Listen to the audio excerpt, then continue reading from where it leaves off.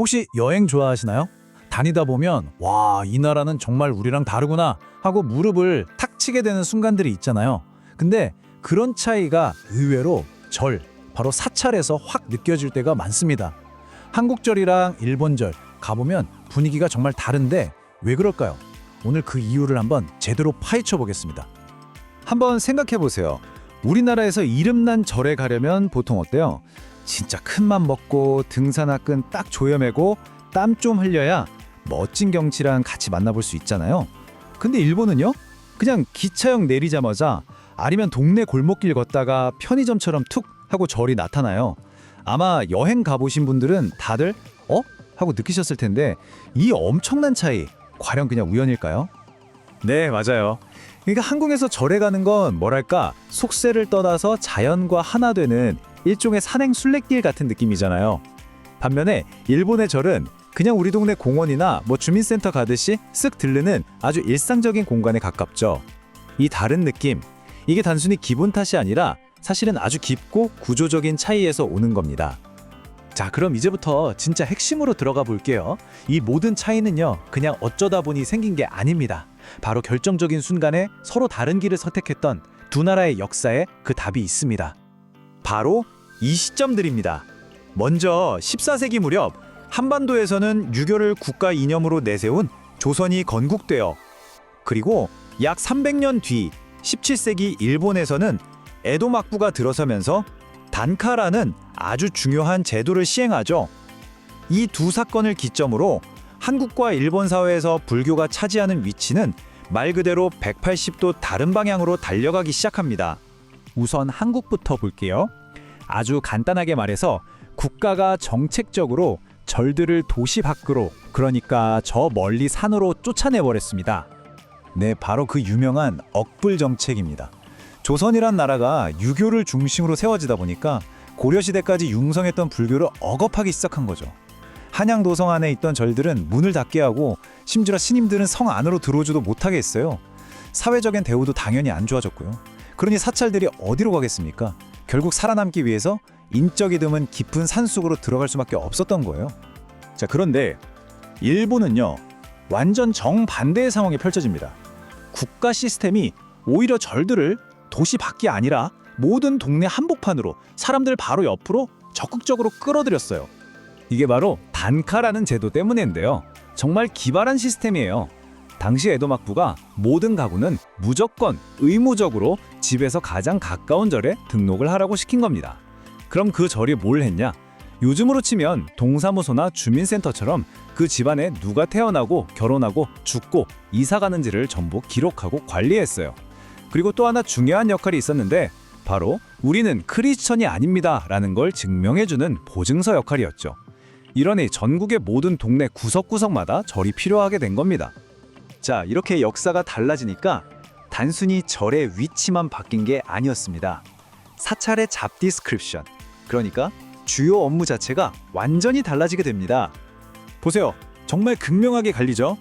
한국의 절은 깊은 산속에서 스님들이 조용히 수행하고 명상하면서 또 소중한 우리 문화유산을 보존하는 그런 정신적인 수련장의 역할을 하게 됐고요.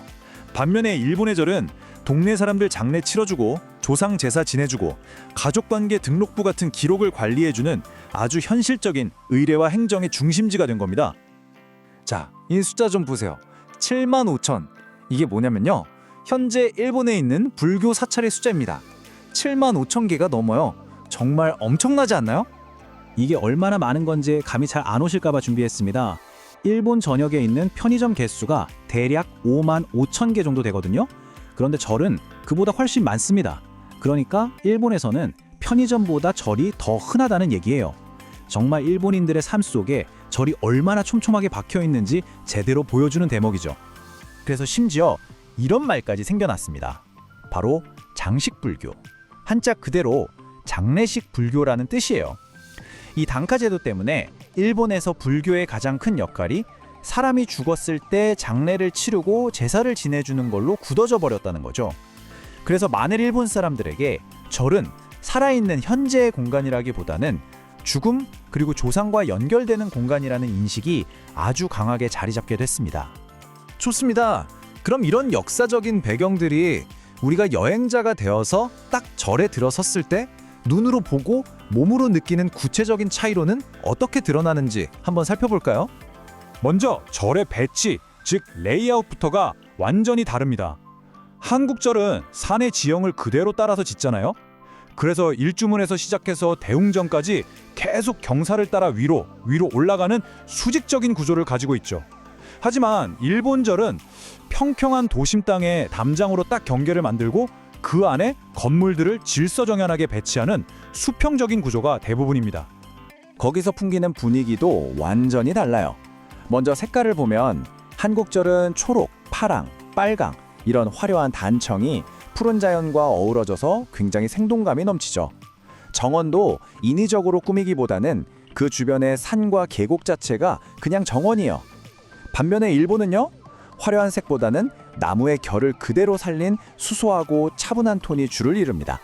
정원도 그냥 돌과 모래만으로 우주를 표현하는 그 유명한 젠 가든처럼 굉장히 상징적이고 인공적으로 잘 가꿔져 있죠. 분위기가 정말 다르죠. 그러니까 절을 방문하는 우리들의 행동 패턴 자체도 달라지는 겁니다. 한국에서는 이번 주말에 날도 좋은데 등산 삼아 절이나 다녀올까? 이렇게 하루 날 잡아서 떠나는 특별한 나들이에 가깝다면요, 일본에서는 그냥 동네 마트 가다가 혹은 출퇴근길에 잠깐 들러서 조상님 묘에 인사드리고 가는 그런 일상적인 활동에 훨씬 더 가깝습니다. 자, 이제 결론입니다. 우리가 지금까지 살펴본 이 모든 차이점들은 결코 우연의 산물이 아닙니다. 아주 명확한 역사적 배경과 국가의 정책에 따라 말 그대로 설계된 결과물이라고 할 수 있습니다. 자, 한국의 방정식을 한번 정리해 볼까요? 먼저 조선의 억불 정책이라는 큰 힘이 절들을 산으로 밀어냈습니다. 여기에 고요한 곳에서의 참선을 중시하는 불교 내부의 전통이 더해졌죠. 그 결과 지금 우리가 아는 산속 깊은 곳의 영적 문화적 중심지로서의 한국 사찰이 만들어진 겁니다. 그럼 일본의 방정식은요? 에도 막부가 국민을 관리하기 위해 만든 단카 제로 때문에 모든 동네에 절이 꼭 필요하게 됐습니다. 그리고 그 절들은 장례와 호적 관리라는 행정적인 역할을 맡게 됐죠. 그 결과 지금의 지역사회에 깊숙이 뿌리 내린 생활 기반 시설로서의 일본 사찰이 탄생한 겁니다. 결국 이 한 문장으로 모든 걸 요약할 수 있겠습니다.